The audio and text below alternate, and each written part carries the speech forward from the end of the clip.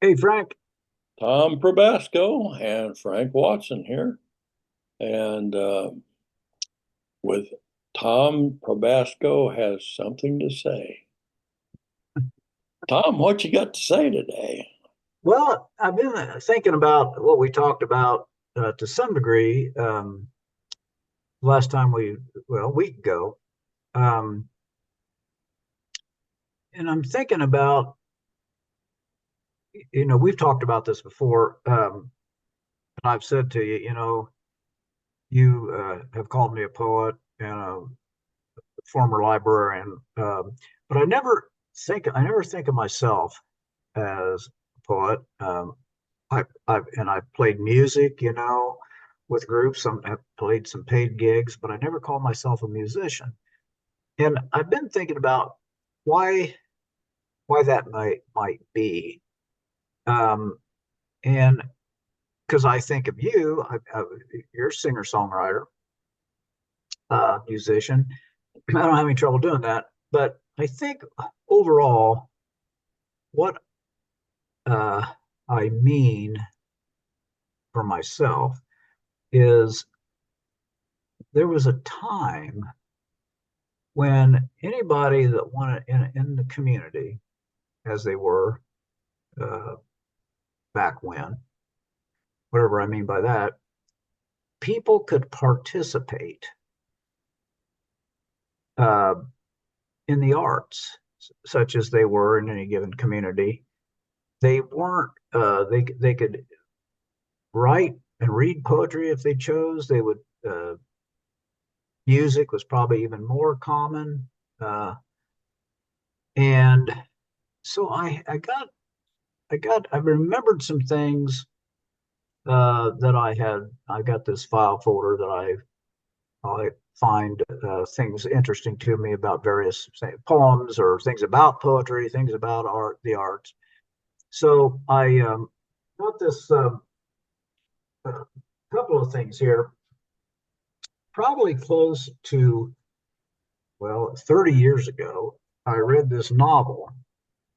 It was called Scar Tissue, and I won't go into what the novel was about, but in general, this fellow was he had just dealt with his father's death, and he was cleaning things out, and he was thinking about his parents.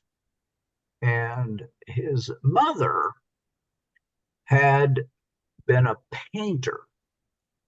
But here's what he said about that. She painted because she loved to paint. She never exhibited. She had no career, no ambitions for her work, except that it be good. And she didn't care what we thought of it.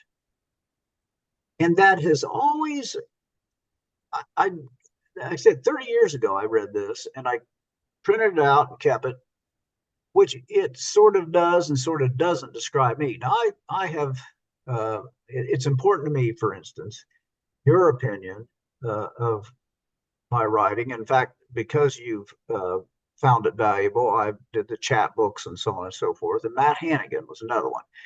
He said, I wouldn't tell you. He said, I like these. He said, you know me, I wouldn't tell you that if I didn't.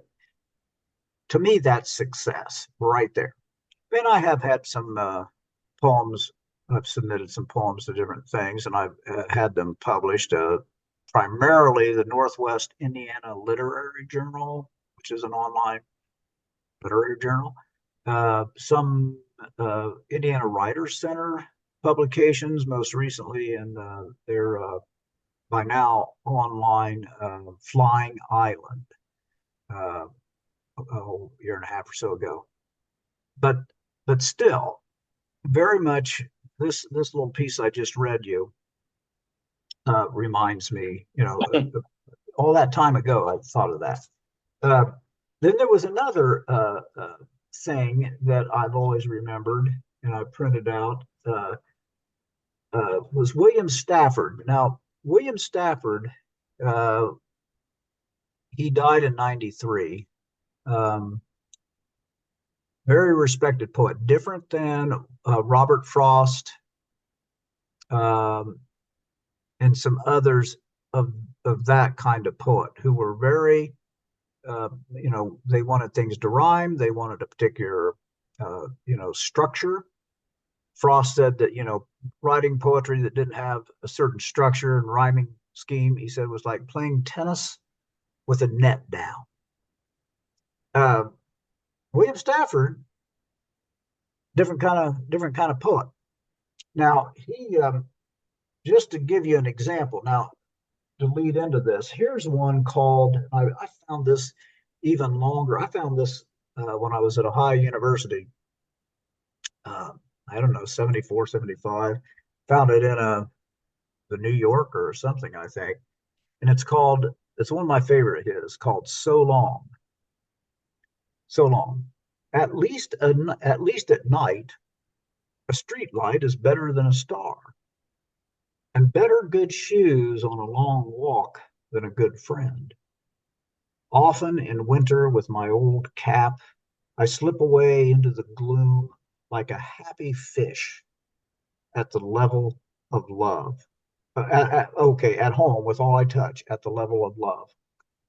No one can surface till far, far on, and all will have to love maybe what's near in the cold, even then. And I've always just thought that was a remarkable uh, piece, poem. Uh, but he also wrote, it's in this, The Way It Is. But as you look through this, there are some extremely short uh, poems in here. Uh, I mean, 3 or 4 lines. And so um, one time he read uh, he had a reading, and this is something that years later his daughter, this is William Stafford, his daughter Kim Stafford reported. She said, at a poetry reading following one of his deft, quiet offerings, a listener helplessly spoke aloud, I could have written that. And William Stafford, looking kindly at the speaker, replied, but you didn't.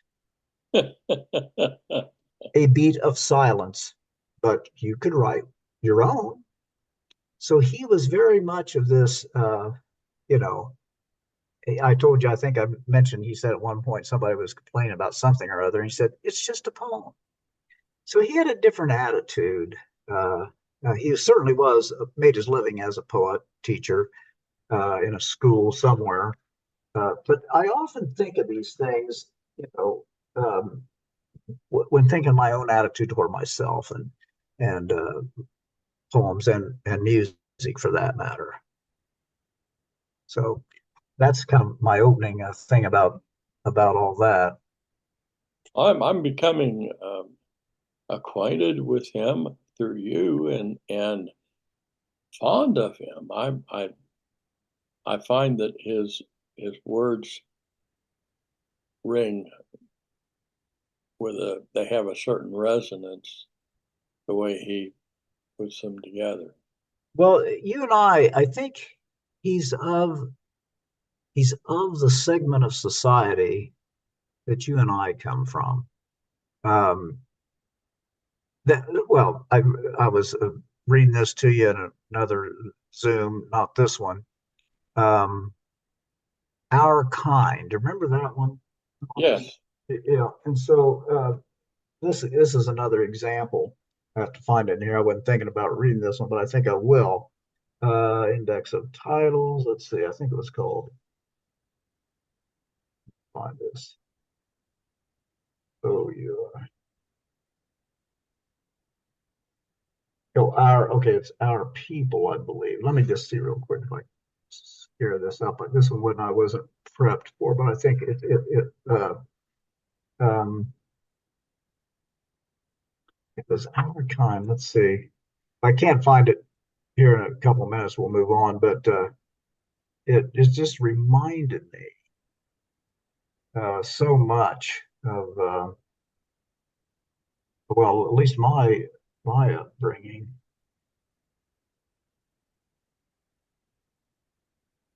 I just can't find it now. It was something like that, wasn't it? Our Kind. Something, yeah. Um, Let me see if I can scare it up real quick here. Yeah, take your time. Yeah, let's see here. The William the Stafford, kind of people Grandpa that will, Ridiculous. the kind of people who will watch uh, a YouTube video put out by you and me are the kind of people that will patiently smile and nod and wait for you to look If a you little. dig up something, yeah, yeah. Let's see. I'm remembering lines in it. One of Uh, one of my goals in William Stafford, not worth a row of pens. I'm remembering. oh yeah, Yeah, so he had this. Yeah, it was one that he. This is a group. Let's see poems. Let's see. Well, this is. Well, here it is. It is called Our Kind. okay, Our mother knew our worth, not much. To her, success was not being noticed at all. If we can stay out of jail, she said, God will be proud of us. Not worth a row of pens, she said when we looked at the album. Grandpa, ridiculous. Her hearing was bad. That was good. None of us ever says much. She set us forth equipped for our kind of world, a world of our betters, in a nation so strong, its greatest claim is no boast. Its leaders telling us all, be proud, but over their shoulders, God and our mother signaling ridiculous. And I often, I think I read that. Remember, we were talking to John Lowe uh, there at the Sycamore Reserve, right. and it didn't resonate with him. I know. But I had to kind of do a little bit of well, John, this is kind of you know where I come from. That's it, it was it just fits perfectly for better or worse. Oh boy. So anyway, I really like William Stafford, and I like the other poets. William Stafford. They're really polished. Neat rhyming, and I mean, I really. There are even times I find myself over the years would write some of those that would get something to work out that way. But if it didn't, it would be more of a William Stafford type structure. There might be, like you can even hear in there still has to be some kind of musicality for it to not just simply be prose. Although there is such a thing as prose poems, and I've seen those, and Yes. you know, so there are different ways of approaching this, and some people care not at all. I knew a guy that I worked with. He had he didn't. So there's such a thing as near rhyme, and I don't think Frost ever settled for near rhyme. And this fellow I worked with, he didn't care for it either. It either rhymed or it didn't. I mean, he didn't do that. So, but obviously some writers do. But um, moving on along, okay, one of the chat books, something to say chat books. I am thinking in terms of our current political, environmental uh, situation. Back in the hang on here. Back when I wrote this, I've got this one I was prepped with. I got it marked here. At the time I was writing this, it seemed pretty certain, pretty likely that things got really tense. It looked like we were moving toward nuclear. In fact, there were close calls that we only learned about years later, where it was, some alarm went off, but somebody, instead of reacting, reviewed it. One case, it was a Russian, official, military person said, "Wait a minute, Saved this the looks." world. They did, Yeah. yes. Um, and so that was at that time. There wasn't as much as far as political things, although there've always been political differences, but not like now. In the environment, what we knew about global warming emergency crisis, not as much, but certainly, nuclear weapons. So this is one that I wrote at that time. Um, I'm not sure how well it's uh, lasted, but it's I call it Killers, Heroes, and All the Rest. Who are the killers who would kill us slowly or very fast, one at a time or by the millions? Who are the heroes who would save us slowly or very fast, one at a time or by the millions? And who of us are all the rest? And what determines what will be, what we will be, and when, and who will get there first? So that was in that era, it was just,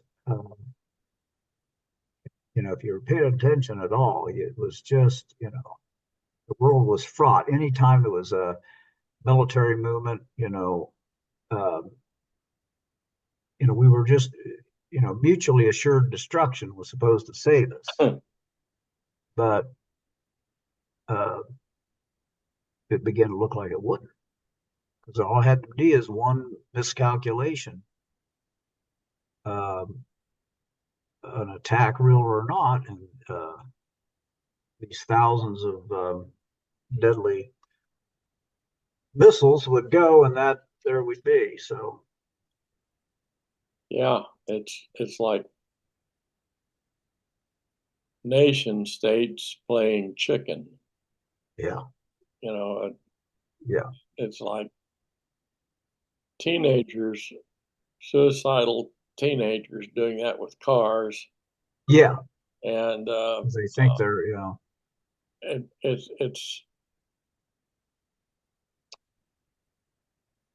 it's it's really attention getting, isn't it? yeah. Well, and really, here we are again. We never really, there was that period of time. Sure, so the Soviet Union dissolves, um, and then the Nunn-Lugar uh, pact got together, and they were, decided, hey, we better secure a lot of these things that are over there in Russia, because now there's the state has dissolved, and terrorists could get a hold of these things, so they moved. But anyway, it was a time of it looked like, the doomsday clock that the it's put out. I haven't seen it lately. It's like, a half 15 seconds till midnight now, but it rolled way back in that era. This was, what, 91, something like Yeah. that, 1991. So things were looking a lot better, at least from some perspectives. But now here we are again. Nations, are armed to the teeth. The restraints uh, don't seem to be there, with Putin, threatening uh, to use what he calls tactical weapons, which, makes them sound innocuous, which of course they're not. And what would happen if they were used? And then you got the North Korea. So, we've got that stacked on top of everything else now. So yeah, it's I don't know, Frank, but I I'm working on something. If let me ask you something. If I do I stay on the screen if I'm going to see if this doesn't work, I won't do it. Do you still see us talking on the screen or did that go away? Uh, I don't have a clue. There's Yeah, a does it look like because I'm bringing up something to read and I obviously you can still hear me. it's probably something that can be added if you hunt it down. It's Okay, so sometimes, but are you still seeing me just as if we were still talking without me bringing this up? yeah. Okay, well here's something I'm working on along those lines. And I'm not done with it yet, but here's what it is. So it's called In These Rooms at the Moment. And it goes along with what I was just talking about. It goes like this. Here are all these things just waiting now, it seems, to be blown to smithereens for enemies, the elements outside to come crashing in, like that wind the other night that took out a tree down the street. Even you said then it's just a matter of time. But let's frame her artwork this way. Hang it there or there. Here are these things to which at least some of us cling, dreaming of staying inside a dream of a life with more than suffering. Uh, so, that's that's what I've been pondering lately is just where are we? Where are we now? And so wherever it is, I find myself doing that, still trying to have a life that's not just fearful and suffering.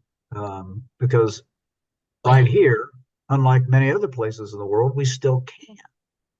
Just turn on the news and you'll see people at this point. That's where I got that line. That last line is it was a reporter talking about probably well, it could be various places, but let's say it was in Gaza, where they just have nothing left. Or I think the way it was stated in that news report is suffering is all they have left, which I thought is a really profound statement. Suffering is all they have left, and that is applicable to so many places now. Um, but anyway, yeah. Um, one other one I thought of while we while we still have seasons. This was many years ago too. This tended to do these chat books in more or less chronological order because you said it's not a bad order. I remember when we were talking about 3 years ago when I started these. And I had this. See, this one was. Let me find here. It had to do with well, in fact, it's called A Change of Seasons. It's not the drudgery or sudden exhilaration of another day. It's not the things you've heard or haven't heard people say.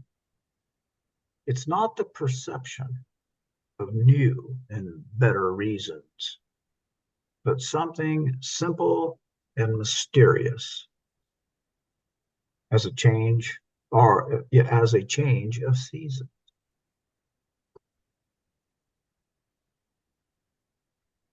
So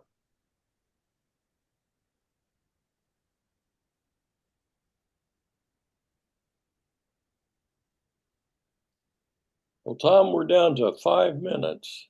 Oh, okay. So I think I'll give a quick update because I always uh, often talk about the Indiana Music History Project. yes, And we Rick just sent out I don't know if you get those or not. No, it probably, no, it hasn't gone out because Rick just sent it to the volunteers and the board members. Um, I guess he wrote the grant, but it was like I'll just say it was a lot of money. And now it's going to be, and you and I have talked about this preservation of conversations. yeah. And so I guess I've just learned about it, so I'll learn more. But I think they're going to be able to do some, you know, local musicians. They want to be able to do some audio, kind of like what was that thing we talked about the other day? And you were talking about doing something like that. Well, that's kind of what this potentially this kind of thing. Um, they used to do it. NPR would do it. They'd interview people, just average people, um, not famous people of any kind. And then it got these conversations then got saved at the Library of Congress. Uh, there's a name for that, and I just won't come to me right now. But I think without having, I just got this email, just kind of looking through it, trying to figure out exactly what they were talking about. But I think that might be this kind of thing. So, I mean, it could, we could, I don't know who they're going to decide. There's going to be more information certainly about uh, who they would, uh, who they would interview. So, so I just don't know, but it's a lot of bucks they got for this. It was a grant written, I think, by Rick. Um, there's not a lot publicly available about it yet, but there soon will be, and he'll probably put that out on one of the Indiana Music History newsletters. Hmm. I think I signed you up to get the newsletter. So do you get those occasionally? I mean, not he didn't send out a ton. You get Uh, updates. I get Updates. updates, online updates. Yeah, we get updates on, like, for instance, I think the last one had to do with the display cases that have been up various places. That's one thing. That's a lot of work, and to put together a good display case, it takes somebody with an eye, to look at all the material that's been gathered and say, okay, here's a here's a display case of so many dimensions and what can fit in there. I That is something I have really. I First place, I don't have the visual, like, okay, here's a case, it's 3 feet this way, 2 feet back that way, and it's that deep. What would go well in there? And there's some people that are really good at that. And that's not the kind of thing that David Slates and I do. But they do have people that do those kind of things, thank goodness, because I'd never get it done. Well, Rick is pretty good at it. I think he actually went in and loaded the ones that are currently up at Central Library. So he said I'm not the best at it, but I can get it done. And the ones that I've Kathy Hillman took a picture of one and sent it to me, and he's like, he did a really good job. She thought it was good. So anyway, that's a quick update on Indiana Music History I Project. think that's a good thing to do. I think what we're doing is a good thing to do. Uh, Yeah, it's a if, there, preservation effort.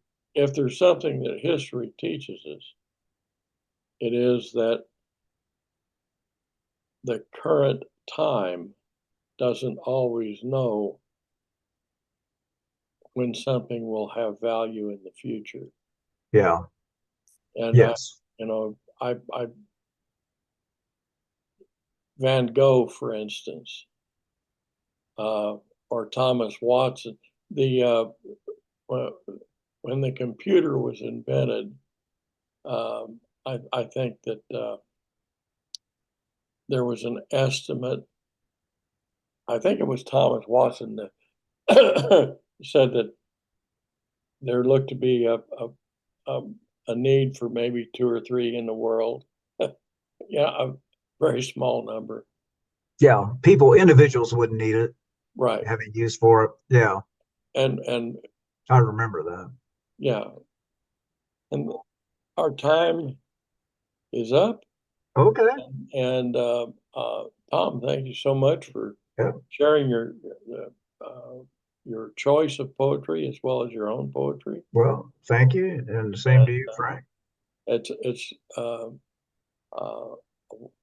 I always look forward to our conversation. I lose track of time, Yeah, I know it's hard to, yeah, but yeah, it goes quick. we're there. So, folks, thank you. Tom Probasco had something to say, and he said it, and we got to share in it. Thank you, Tom.